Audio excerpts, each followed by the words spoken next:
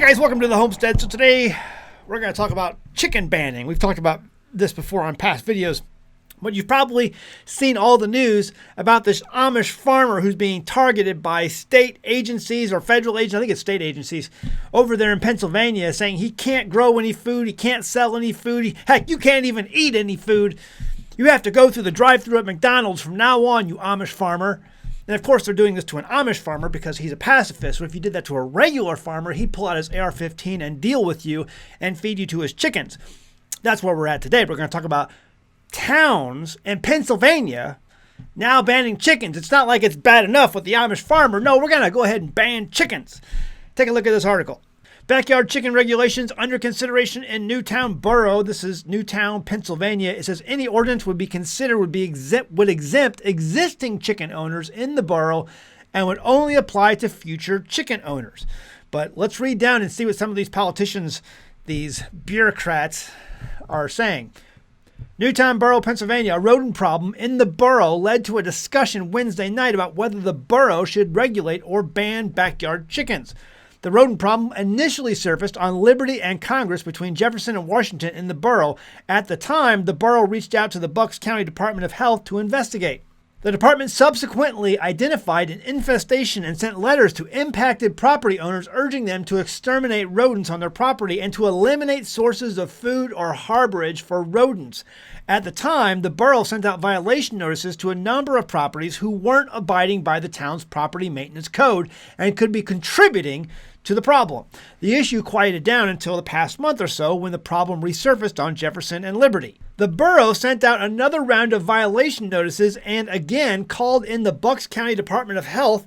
The department is in the process of preparing another letter that will be sent out to impacted property owners. We are doing everything we possibly can do to try to mitigate the issue, said Council President Emily Hines. One of the things the Department of Health mentioned to us that could be a contributing factor is the keeping of chickens. They suggested we look into a chicken ordinance. That's not to say anyone keeping chickens is an irresponsible owner, but it is something they suggested we look into. Any ordinance that would be considered would exempt existing chicken owners in the borough and would only apply to future chicken owners, according to the borough solicitor, setting the framework for the discussion. Hines said she would prefer some types of permitting controls over an outright ban. There are people who have them that are responsible chicken owners, she said. Councilor Chris Bauman differed with his colleague. He says it's a serious rat problem. It's not just a novelty, it's a serious problem that has developed in the borough. Chickens are not the only cause of it, but it's clear to me that chickens have contributed and do contribute.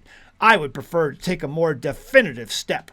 I don't really believe we need to allow more chickens in the borough. Why all the chicken hate? Councilor Josh Phillips said he'd rather find out what our chicken situation is before stopping more chickens. He suggested developing a permitting process for chicken coops that would allow the borough to keep track of the number of backyard chickens in the borough and ensure they are meeting all of the necessary guidelines. So what they're saying is that these chickens are causing a rat problem, a rodent problem, a mouse problem, rodents everywhere because of the chickens. Now, if you're a chicken owner, you know very good and well that chickens will eat mice and they will absolutely eat rats. If a rat runs across a chicken's path, they will run it down and they will devour that thing, and all of them will join in. They eat snakes, they eat mice, they eat rats. They eat these things, these small animals. They can get it down their gullet and they can rip it apart. They're like tiny little dinosaurs. In fact, outside where we have our chickens, we have a beware of tiny dinosaur signs because that's what they are. They're like little velociraptors and they can be ferocious. They're not causing your rat problem. And people will say, well, people are leaving feed around. They throw feed out, this corn scratch, and all the rats come out and eat that stuff, and it makes more rats. The chickens will clean up that stuff. They're not going to leave scratch just laying around unless you're just dumping tons of it. So if you throw scratch out, the chickens are eating that, and then when the mice show up to eat whatever may remain, the chickens will eat that too. They're not causing a rat. If you have a rat problem, it's probably because you have other issues. Chickens are not causing your issues. But see, they have to. This is not about rats. Understand, we have seen this time and time again in the news, guys. And I'm telling you this for certain. There are Karens out there that don't like the fact that you have these animals because they don't believe you should be able to own animals and cage animals because that's cruel and unusual punishment to the animals. The animals have rights. The animals should have lawyers. We don't want you to be able to own and possess animals like you're some sort of 18th century slave owner. That's the real issue here. These are people who don't even want you to own cats and dogs. And it makes them angry that not only do you own these animals, these chickens, but you may in fact be, gaining resources, food from them. You are a slave owner. You're owning these animals and you're making them work for you. How repulsive is that? So what can I do? I know. I'll come up with some imaginative scheme to say that you are causing a rat problem in our fair city. And how dare you own these chickens that are causing the spread of disease and all kinds of other calamities. This is always 100%, every single time we've seen it, the result of Karens run amok. Karen, you are so stupid. Back to the article, Counselor Julia Woldorf cautioned that if the borough doesn't write a chicken ordinance and then there's an influx of chicken owners, they will all be grandfathered in. We only have a few right now. If we're going to regulate chickens, I think we need to. Let's have the rules so if anyone new comes in, we can give them the rules as opposed to letting them continue a process we would not otherwise approve, said Woldorf.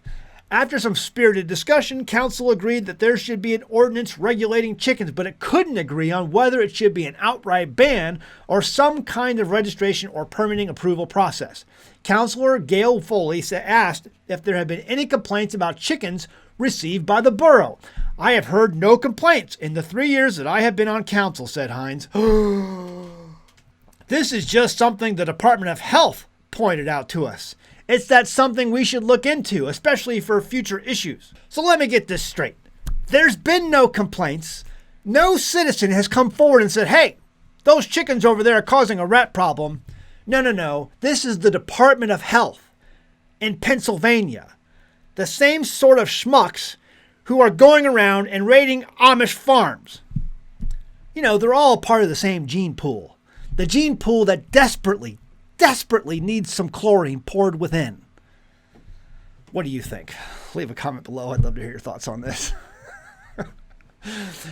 These people, bureaucrats, never do anything good for you. They are a gigantic waste of space. They're wasting oxygen. And the end result always is taking away your freedom and liberties. And chicken eggs. Leave a comment below. I'd love to hear your thoughts. Hey, check out our merchandise over at teespring.com. I am not wearing a teespring.com t-shirt right now. I'm wearing an OZARK's Homesteading Expo shirt because I hopefully will be going back again next year. I think I am this summer. It's going to be a fun time. It's always a fun time over there. I have a couple of speaking events coming up this summer, so stay tuned for those. We'll tell you more about those. But you can find our Stupid Shit Hurt shirt, our best-selling shirt of all time. If we had more hurt in this world, we'd have an awful lot less health departments trying to take away your chickens. And also, patrons, I keep telling you about this. This is our PDFs. This is the Herbal Extract books. These were written back 100 years ago. The last time they were in print was back in sometime in the 1980s, 1990s. And those PDFs, if you bought those or if you bought the hard copies online on Amazon, you're going to pay around $800 for one and $900 for the other. And the reason is because these books have very valuable information contained within. This is not telling you how to make tinctures. This is telling you why you make the tinctures. Very, very different, and information that, some health authorities out there would rather just disappeared forever. You can get this by joining my Patreon for as little as $1 a month. If you join at higher levels, I really appreciate you because you're helping us, do what we do here on the homestead and produce videos for you guys. But I'm giving this to you guys for $1 a month. And there's even, we even sourced a place where we'll get these printed for you for very cheap. It's over at patreon.com/AnAmericanHomestead. Because sometimes people have been going to like FedEx, Kinko's, and they can't find a very affordable place to get these printed because you want to have hard copies of this. Okay, I'm giving you the PDFs. But if the cloud goes down tomorrow, what are you going to do? So over at patreon.com/AnAmericanHomestead, link in the description below. All right, see you next time in the homestead. Bye. Have you ever gone to a health food store and seen all those small bottles of probiotics in your cooler section? Man, can they be pricey. Are you really getting all you need to improve your gut health from those expensive bottles? How viable are they? Most of those products claim to give you between 8 and 15 strains of gut-healthy healing bacteria. Think of each strain of bacteria as a different factory in your gut. Each factory is responsible for breaking down that food in its own way. The more factories you have, the more the food is broken down and the easier the food is absorbed and digested by the body.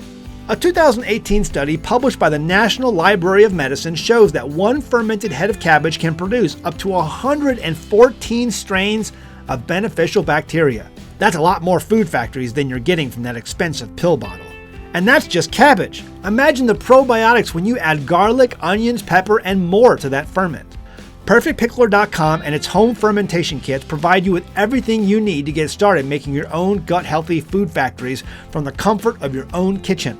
PerfectPickler.com even provides a jam-packed recipe book with many of our kits.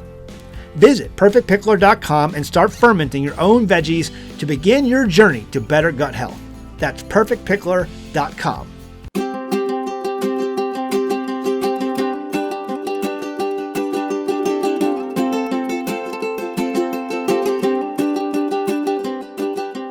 Hey guys, did you know you can become a patron of an American Homestead? They get access to private videos, and we send them gifts from the homestead that we make here on the homestead. And we also enter our patrons into special giveaways that are only available to them. And before you go, please check out these other great videos. Go ahead, click. Oh wait,